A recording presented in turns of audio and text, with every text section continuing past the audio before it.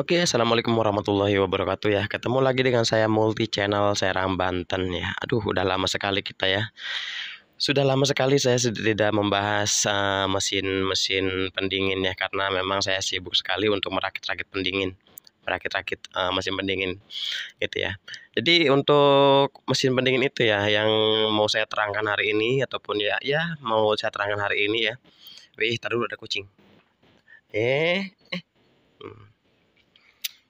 Jadi apa saja ya yang harus diperhatikan dalam membuat mesin pendingin?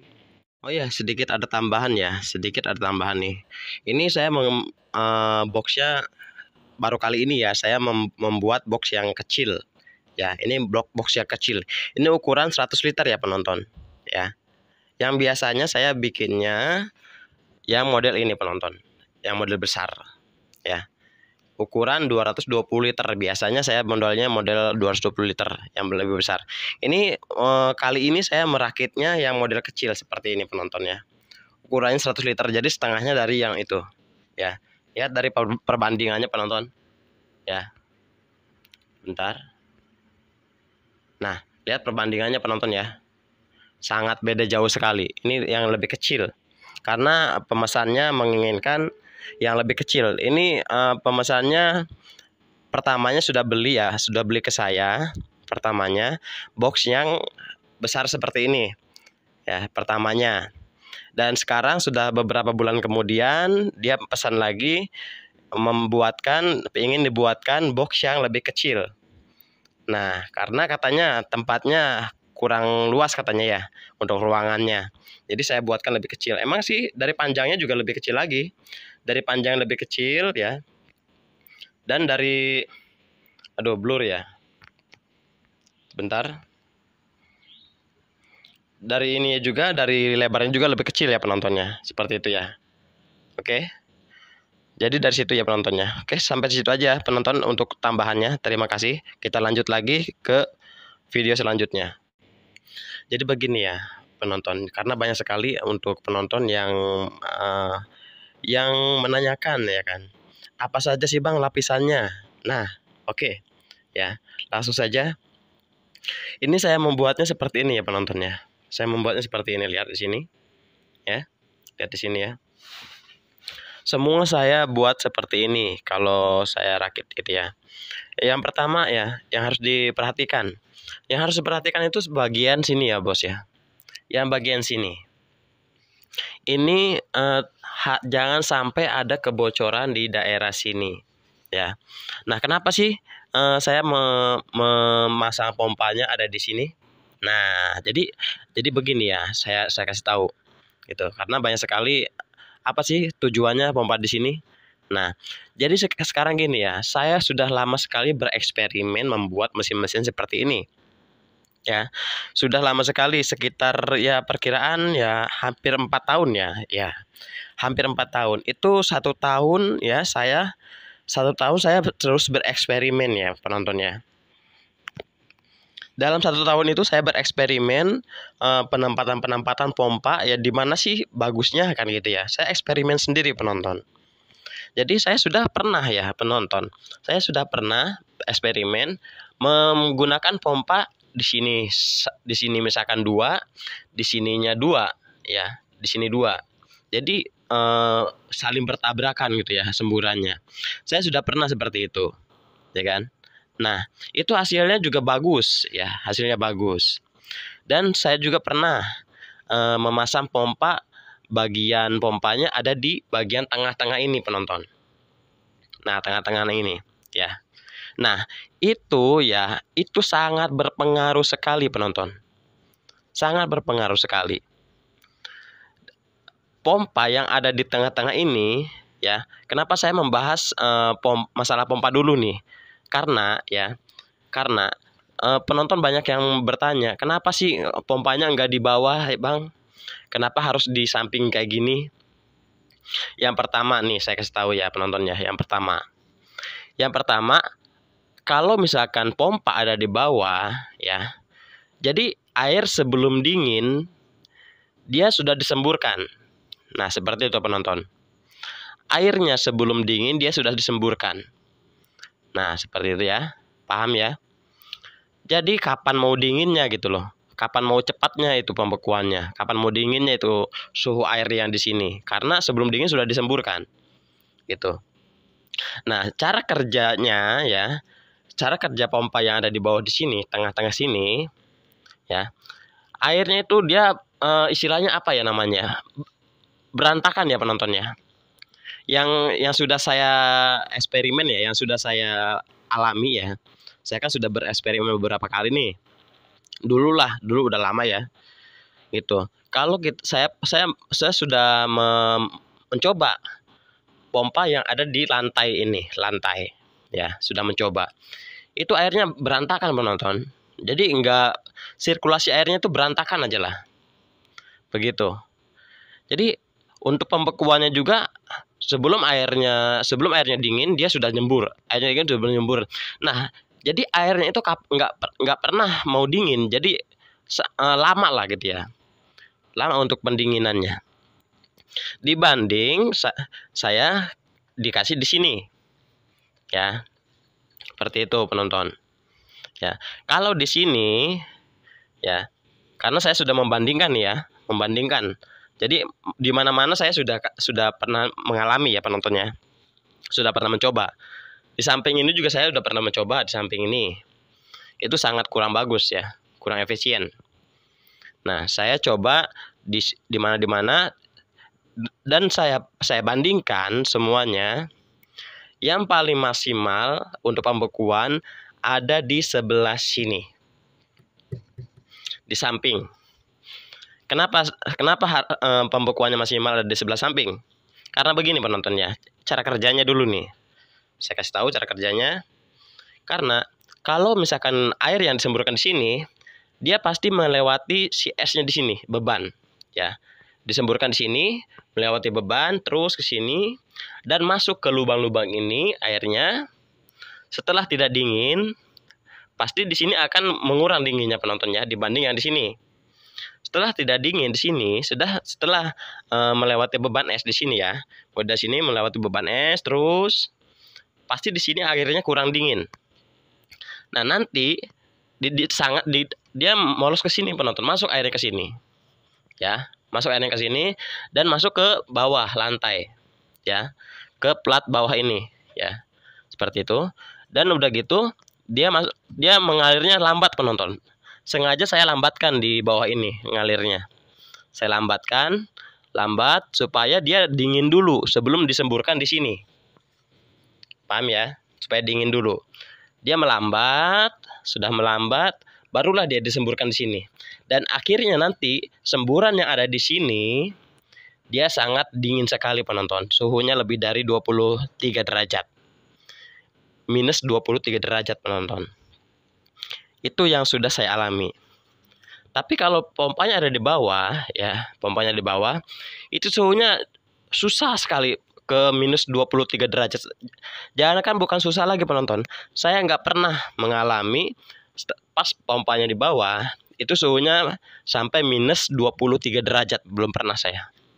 Tapi setelah saya pasang di sini, itu suhunya bisa nyampe 23, bahkan 24, minus 24 derajat penonton. Ya, minus 24 derajat. Seperti itu. Makanya sampai sekarang mesin yang saya produksi, mesin yang saya rakit, itu saya pasangnya pompa di sebelah sini semuanya. Yang order ke saya semuanya saya pasang pompa sebelah situ. Sampai sekarang penonton. Gitu ya. Makanya saya berani membuatkan buat para penonton yang apa namanya? Yang memerlukan mesin kayak gini ya, memerlukan mesin es, saya berani membuatkan dan saya juga sudah yakin karena saya sudah mencoba penontonnya. Oke, seperti itu penonton. Nah, sekarang begini, lapisan-lapisan yang untuk evaporator. Soalnya banyak yang bertanya juga, cara melapisinya gimana bang? Nah, oke, sekarang saya kasih tahu untuk pelapisannya. Saya melapisi evaporator ya penontonnya. Saya bentuk dulu evaporatornya nih. Saya bentuk dulu evaporatornya, ya. Cuman ini nggak ada contoh ya, nggak ada contohnya, aduh. Pokoknya contohnya ada di video saya sebelumnya ya. Di video saya sebelumnya saya sudah merakit evaporator.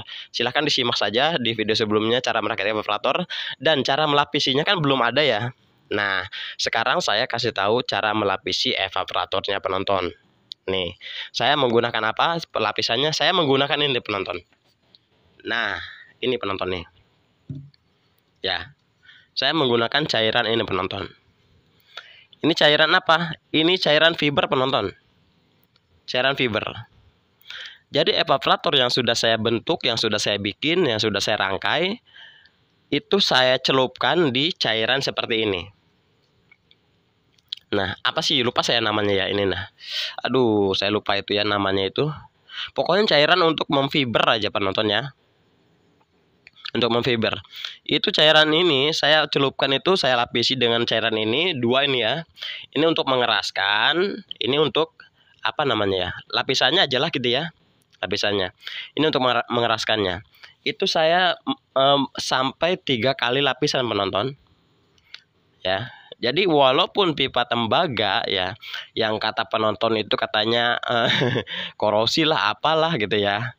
Nah, itu makanya saya kan kalau menurut saya udah pasti aman-aman saja gitu ya. Walaupun para penonton ada aja ya, ada aja yang berkomentar, apa enggak kropos katanya, apa enggak krosi. Saya cukup tersenyum aja penonton sebetulnya. Saya membacanya cukup tersenyum aja. Karena saya sudah ada triknya. Ya triknya seperti ini penonton nih. Saya sekarang kasih tahu ya. Jadi bonus lah buat penonton ini, bonus ya. Saya kasih tahu triknya. Ya saya melapisinya dengan ini penonton. Dengan cairan fiber ini, resin. Nah, resin. Oke, saya baru ingat nih penonton ya. Ini cairan resin penonton. Cairan resin. Jadi sampai 3 kali lapis saya lapisi dengan ini. Jadi sudah kering, saya lapisi lagi, sudah kering, saya lapisi lagi sampai 3 kali lapisan. Dan akhirnya dia sedikit mengaca-ngaca. Apa sih namanya? Berkaca-kaca gitu penonton ya. Untuk pipa evaporatornya berkaca-kaca. Jadi nanti fungsinya kenapa? Buat apa? Fungsinya begini penontonnya. Saya pakai cairan ini.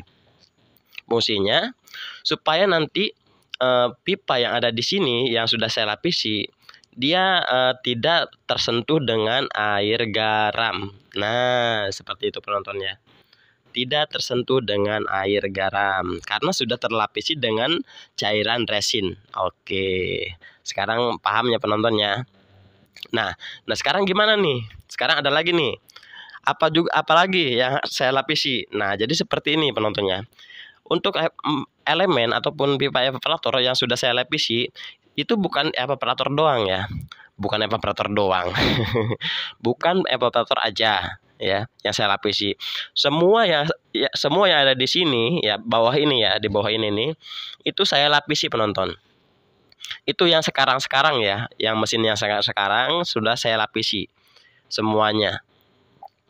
Jadi aman ya, sampai kapanpun juga aman. Seperti itu. Tapi yang lama-lama sih yang tahun berapa ya itu ya. Tahun berapa? Memang saya itu belum terpikirkan ya untuk cara melapisinya. Sama sekali belum terpikirkan. Setelah beberapa tahun yang lalu setelah hampir setahun pengerjaan, akhirnya saya terpikirkan gitu kan, menggunakan cara ini. Jadi sampai sekarang mesin saya yang saya buat itu tidak ada yang namanya korosi bagian sini. Oke ya, tidak ada yang namanya korosi bagian sini. Yang mesin sekarang ya penonton ya, ingat ya. Nah, seperti itu. Nah, penonton juga sama nih. Di sini juga sama penonton nih. Kalau mau kuat ya untuk rangkanya, ini kan kalau mau kuat tanpa kena air garam, sama bisa diresin penonton. Ini rangka juga bisa diresin. Semua yang berbahan besi bisa diresin, semua berbahan tembaga bisa diresin.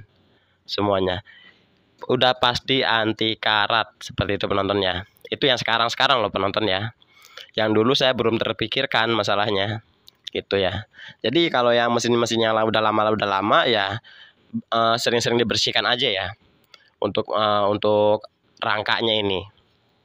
Karena ini rawan sekali terkena karat. Jadi kalau misalkan sudah dipakai, ya biasalah dilap pakai air basah gitu kan.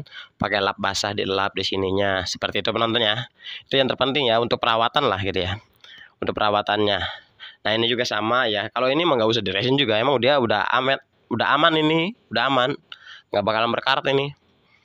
Yang sudah ini nggak pernah berkarat ini penonton. Mesin outdoor ini. Seperti itu penontonnya. Jadi semua yang saya jelaskan ini kayaknya sudah apa namanya? Sudah terjawab ya. Semua komentar sudah terjawab. Cara melapisinya ya. Cara melapisinya dan cara merangkainya dan cara fungsi-fungsi dari ini ya sudah terjawab. Oke ya penonton ya. Semoga video ini bisa membantu penonton yang mau ngerakit sendiri, silahkan ngerakit sendiri. Dan untuk cara perakitan evaporatornya sudah ada sih di video-video sebelumnya. Dilihat saja cara merakitnya. Sudah saya upload sampai 3-4 kali penonton. 3-4 kali sudah saya upload. Itu dicari aja di video sebelumnya. Itu sudah ada rakitan-rakitan evaporator. Dan memasang evaporator di sini juga sudah ada. Cara memasangnya sudah ada. Silahkan dilihat aja gitu kan. Gitu loh. Kalau pengen lihat mah gitu ya. Ini cara melapisinya, karena kalau cara melapisinya itu belum saya terangkan penontonnya. Seperti itu. Oke, sampai di sini sampai di sini dulu penonton ya. Aduh, sampai sayanya pabelit ini, pabelit. Ngomongnya pabelit. Sampai di sini dulu untuk cara membuatnya. Semoga video ini bermanfaat ya penontonnya. Dan jangan lupa dukung channel saya. Semoga dengan video-video yang saya buat, semoga dengan video-video yang saya upload bermanfaat buat para penonton ya, membantu buat para penonton. Terima kasih penonton. Wassalamualaikum warahmatullahi wabarakatuh. Salam multi channel Serang Banten.